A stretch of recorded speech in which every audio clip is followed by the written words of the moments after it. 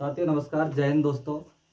तो आप लोगों ने जिस प्रकार मेरी पिछली वीडियो पर मुझे बहुत ही अच्छा शानदार रेस्पॉन्स दिया था, तो उसी कंडीशन में इसी स्थिति को आगे देखते हुए अब मैं और अगले स्टेप के जो अपनी ये गोला एवं अर्धगोला को डिफाइन करने जा रहा हूँ। मैंने इससे पहले घन, घनाभ, बेलन और शंकु के बारे में डिफाइन किया था और मेरी पिछली वीडियो को जरूर देखें। तो अब देखते हैं हम गोला। फर्स्ट कंडीशन बात करते हैं गोला की। गोला क्या? ये आकृति है गोला की। गोला, तो गोला क्या आकृति होती है जो हमारे पास, जैसे कि उदाहरण के तौर पर गोला दो प्रकार के, जैसे एक ठोस गोला और एक खोखला गोला। तो ठोस के अंदर जैसे खोखला गोला होता है अपने पास बॉल, और ठोस भी क्या होती है? बॉल। जो अपनी बुड्स वगैरह की गेंद आती है ना, वो कैसी होती है? ठोस होती है। रबर की जो गेंद आती है ठोस होती है। और जो अपनी लेदर की बॉल आती है वो कैसी होती है? आधी खोखली होती है, मतलब अंदर से खोखली और बाहर से ठोस, तो उसको कहते हैं हम खोखला गोला। तो गोला के बारे में जब बात करते हैं, फर्स्ट कंडीशन होती है अपनी गोला का संपूर्ण पृष्ठीय क्षेत्रफल। संपूर्ण पृष्ठीय क्षेत्रफल हो या वक्र पृष्ठीय क्षेत्रफल, गोला का संपूर्ण पृष्ठीय क्षेत्रफल एवं वक्र पृष्ठीय क्षेत्रफल दोनों एक ही होते हैं। तो देखो क्या होता है? 4πr²। क्या होता है? 4πr²। 4πr² किस प्रकार बनता है ये? तो इसका जो होगा अपने पास 4πr²। इसकी कंडीशन, इसका जो आगे होता है अपना दूसरा जो फॉर्मूला होता है गोला का आयतन। क्या होता है? आयतन। आयतन क्या होता है इसका? 4/3πr³। ये इसके दो फॉर्मूले होते हैं। कौन कौन से? 4πr² और 4/3πr³। इसी कंडीशन को आगे देखते हुए मैंने आपके लिए क्या बताया था कि यदि किसी आकृति का आयतन निकालना है। क्या निकालना है? आयतन। जो मैंने पिछली वीडियो में बताया था शंकु वाली में, यदि किसी आकृति का आयतन निकालना है तो कुछ नहीं करना है हमें, बस उसी आकृति में जो उस आकृति क्या होता है? क्षेत्रफल होता है। उस क्षेत्रफल में 1/3 और h से क्या कर देना है? गुणा कर देना। आकृति क्या निकल के आएगा? आयतन बन जाएगा। तो देखो मैं यहाँ पर 1/3, भाई ये इसका क्षेत्रफल हुआ 4πr², और 1/3 मतलब 4/3πr³ हो रहा है। क्यों? देखो यहाँ पर एक विशेष कंडीशन होती है। क्या होती है? देखो ये जैसे गोला है अपना, क्या होता है? गोला। तो इस गोले के अंदर कभी भी क्या नहीं होती है? हाइट नहीं होती है। क्या नहीं होती है? हाइट नहीं होती है, मतलब ऊंचाई नहीं होती है। ऊंचाई नहीं होने की वजह से इसकी जो 1/3 एच का जब हम गुणा करते हैं ना, उस एच को क्या मान लेते हैं? आर मान लेते हैं। क्या मान लेते हैं? आर। जैसे मैं यहां से लिख रहा हूं 4πr², लेकिन हमें क्या निकालना है? इसका आयतन निकालना है इंटू। तो हम क्या करते हैं यहाँ पर 1/3। 1/3 क्यों? आधार सब दोनों एक जैसे होते हैं इसके, इस वजह से 1/3। और h बराबर क्या मानेंगे हम? यहाँ पर r मानेंगे, क्योंकि h के बराबर क्या होती है? r होती है, क्योंकि इसमें ऊंचाई नहीं होती। तो 1/3 इंटू क्या लिख देंगे? r, मतलब r लिख दिया हमने 1/3 r। तो देखो इसको गुणा करते हैं 4/3πr², और इंटू r करेंगे तो क्या हो जाएगा? r/3। तो ये जो गोले का आयतन होगा 4/3πr³। 4/3πr³ ये गोले का आयतन होगा। तो इसी कंडीशन आगे बढ़ाते हुए अगला टॉपिक जो होगा अपना अर्धगोला होगा। तो देखो सबसे पहले क्या थी, हमने गोले के बारे में बात की थी। गोला क्या होता है? 4πr²। तो जब हम अर्धगोला की बात करेंगे तो गोले को क्या करेंगे? दो पार्टों में डिवाइड कर देंगे। मतलब इसको इस प्रकार आधा आधा हिस्सा दो पार्टों में डिवाइड किया।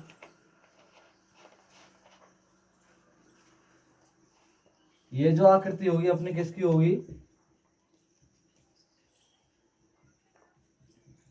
अर्धगोला। किसकी आकृति होगी? अर्धगोला की। तो देखो जब हम अर्धगोला की बात कर रहे हैं तो सबसे पहले हम ज्ञात करते हैं अर्धगोले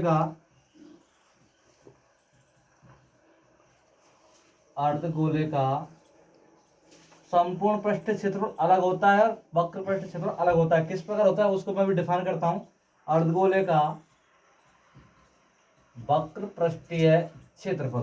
तो देखो अर्धगोले का जो वक्र पृष्ठीय क्षेत्रफल होता है वो क्या होता है? मैंने बताया था आपके लिए कि हम जब गोला पढ़ते हैं तो उस गोले के अंदर संपूर्ण पृष्ठीय क्षेत्रफल और वक्र पृष्ठीय क्षेत्रफल दोनों ही एक होते हैं। लेकिन जब हम अर्धगोला की बात करते हैं ना, तो अर्धगोला का वक्र पृष्ठीय क्षेत्र क्या होता है, वक्र जो ये हिस्सा होता है ना इसका, ये हिस्सा होता है अर्धगोले का, ये होता है इसका वक्राकार हिस्सा। तो इसका वक्र पृष्ठीय क्षेत्र क्या हो जाएगा, जो गोला होता है ना उसके क्षेत्रफल क्या कर देंगे आधा, क्योंकि हम क्या कर रहे हैं यहाँ पर आधा कर रहे हैं ना इसको। तो गोले का क्षेत्र क्या होता है 4 पाई r² अपॉन में क्या कर देंगे इसके में 2, क्या कर देंगे अपॉन में 2। तो क्या हो जाएगा ये 2 पाई r², क्या हो जाएगा 2 पाई r²। ये अर्धगोले का वक्र पृष्ठीय क्षेत्रफल होगा। तो इसी कड़ी में आगे देखते हैं हम, जो दूसरा होगा अपना अर्धगोले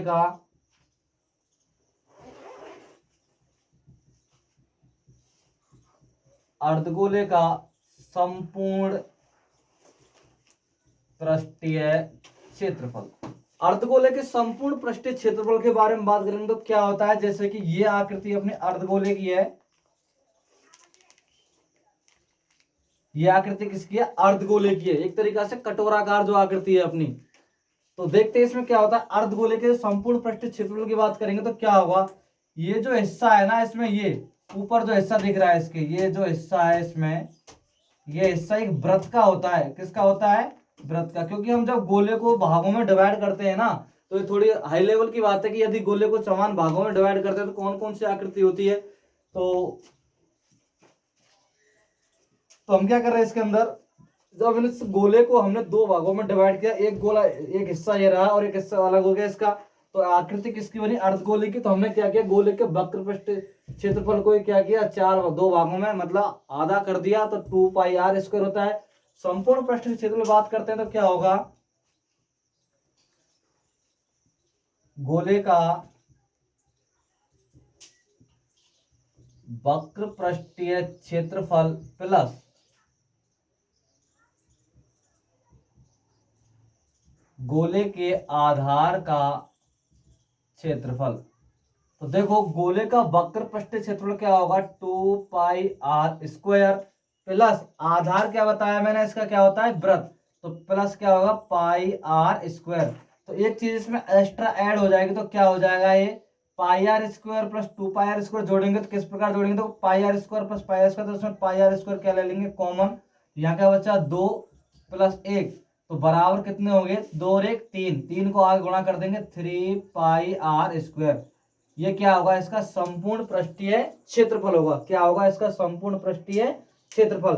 इसी कंडीशन में आगे देखते हैं इसका जो अगला फॉर्मूला होगा, तो फॉर्मूला नंबर 3 है इसका अर्धगोले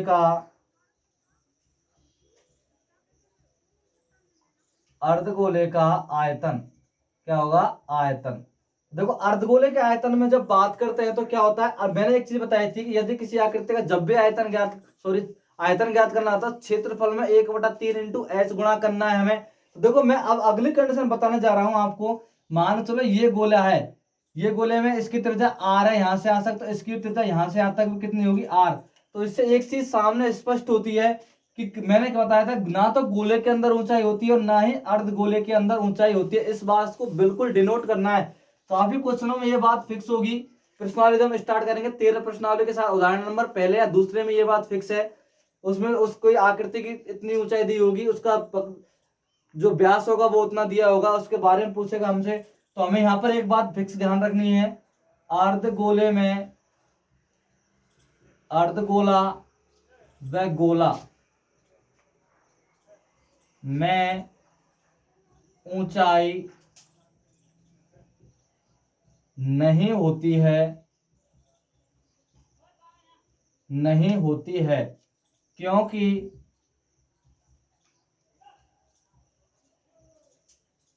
उसकी त्रिज्या ही बराबर होती है ऊंचाई की। किसके, ऊंचाई के। मतलब जो इस एक दो कंडीशन कौन कौन सी, अर्धगोला और गोला। तो अर्धगोले की जो त्रिज्या होगी वो भी r होगी, और कैपिटल जो गोला होगा उसकी भी त्रिज्या क्या होगी r। तो ये दोनों किसके बराबर होंगे, आपस में h के बराबर होंगी जब भी इसमें बात होगी। तो हम गोले का अर्धगोले का आयतन की बात करेंगे, तो अर्धगोले का मैंने क्या बताया कि क्षेत्रफल में 1/3 h से क्या करना है गुणा। तो क्षेत्रफल क्या होगा इसका 2 पाई r² इंटू किससे गुणा करना है 1/3 h। लेकिन h की जगह पे क्या रखना है हमने r, h जगह क्या रखना है r। तो क्या होगा 2/3 पाई आर। अब एक आर ए रहा है और एच पर क्या आ जाएगा, आर, क्या हो जाएगा, आर। तो मैं यहाँ लिख रहा हूं एच बराबर आर, एच बराबर आर। ये हमें यहाँ पर रखेंगे, जैसे ये एच एच को यहाँ से हटाएंगे तो क्या आ जाएगा, आर स्क्वायर इंटू आर। अब इन दोनों को आपस में मल्टीप्लाई करेंगे तो क्या आ जाएगा, 2/3 पाई आर स्क्वायर। ये क्या होगा, अर्धगोले का आयतन होगा। क्या होगा, अर्धगोले का आयतन होगा। अब देखो इसी चीज में आगे में एक बहुत इंपॉर्टेंट थ्योरी है इसकी, उसको मैं अभी यहाँ पर लिख रहा हूं बोर्ड के ऊपर। तो देखो वो थ्योरी है, क्या है अपनी, क्या होती है, जब एक वस्तु से, जब एक वस्तु से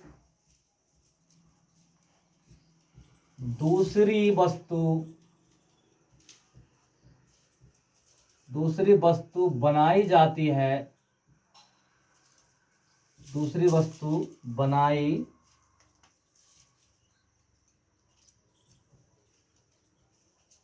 जाती है तो उन दोनों वस्तुओं के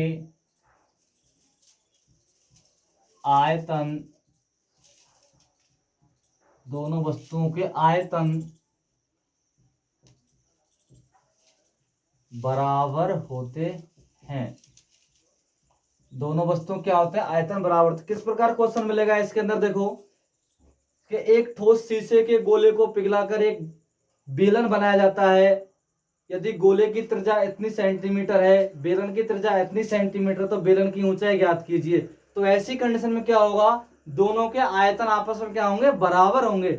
और ऐसी थ्योरम से क्या करेंगे, उन फॉर्मूला, उस जो क्वेश्चन होगा अपना, उसको क्या करेंगे, हम हल करेंगे। क्या होगा, जब एक वस्तु से दूसरी वस्तु बनाई जाती है तो उन दोनों वस्तुओं के क्या चीज बराबर होते हैं, आयतन बराबर होते हैं।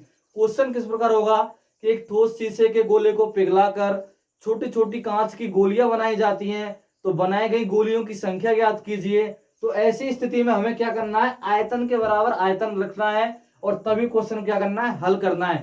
तो ये जो अपनी ये जो थ्योरी है, ये बहुत ही इंपॉर्टेंट और मोस्ट काम करेगी किस पर, कि जब एक चीज से दूसरी वस्तु बनाई जाती है, उन दोनों क्या चीज बराबर होती है, आयतन बराबर होते हैं। तो इसी कंडीशन में आगे देखते हैं हम। अब जो अगला फॉर्मूला होता है अपना यहाँ पर शंकु के